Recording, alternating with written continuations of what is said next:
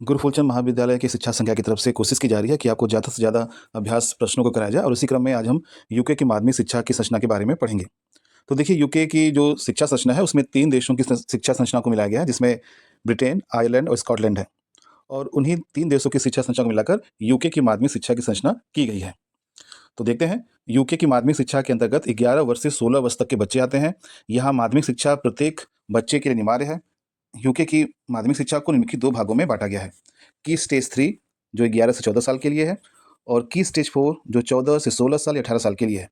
तो देखिए यूके की जो शिक्षा संरचना है, पूरी शिक्षा संरचना उसके 5 चरण हैं। की स्टेज 1, की स्टेज 2, की स्टेज 3, की स्टेज 4 और की स्टेज 5।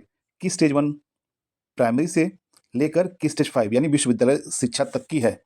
तो बात कर लेते हैं पहले की स्टेज 3 की। तो यह प्राथमिक शिक्षा की समाप्ति के बाद प्रारंभ होती है। इसका उद्देश्य बच्चों को प्रत्येक विषय की व्यापक शिक्षा देना है। इसमें कक्षा 7वीं से 9वीं तक की कक्षाएँ शामिल हैं। पाठ्यक्रम में हम गणित, अंग्रेजी, विज्ञान, सामाजिक विज्ञान, आधुनिक विदेशी भाषाएँ जैसे फ्रेंच, स्पेनिश, कला, संगीत, शारीरिक शिक्षा, कंप्यूटर इत्यादि विषयों को सम्मिलित किया गया है। यह चरण छात्रों को जीएससीई यानी general certificate of secondary education की परीक्षा की तैयारी के लिए एक आधार प्रदान करता है।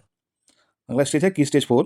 इस चरण में छात्र जीएससी परीक्षाओं के लिए अध्ययन करते हैं क्योंकि आगे की पढ़ाई के लिए काफ़ी अनिवार्य होता है, या जो विद्यार्थी व्यावसायिक प्रशिक्षण प्राप्त करना चाहते हैं उनके लिए भी जीएससी की परीक्षा पास करनी अनिवार्य होती है, क्योंकि जिस प्रकार भारत में हम 10वीं की बोर्ड या 12वीं की बोर्ड परीक्षा देते हैं उसी प्रकार यूके में जीएससी की परीक्षा देनी होती है।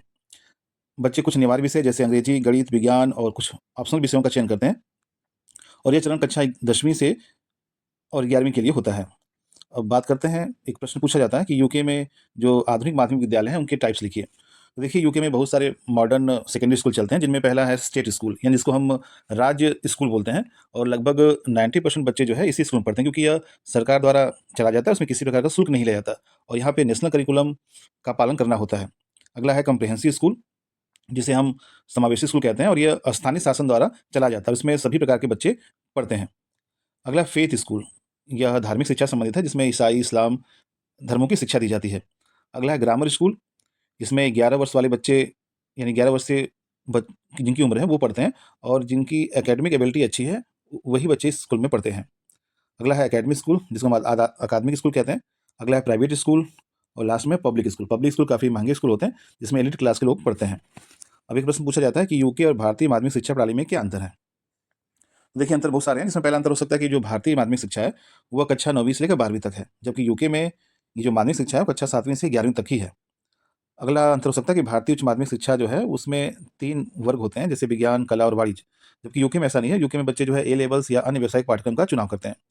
अगला है कि भारतीय माध्यमिक शिक्षा अधिक सैद्धांतिक है, लेकिन एनईपी 2020 के आने के बाद ये ऐसा हम कह नहीं सकते, लेकिन अंतर के तौर पर मान सकते हैं। जबकि यूके की माध्यमिक शिक्षा व्यावहारिक और शोध आधारित है।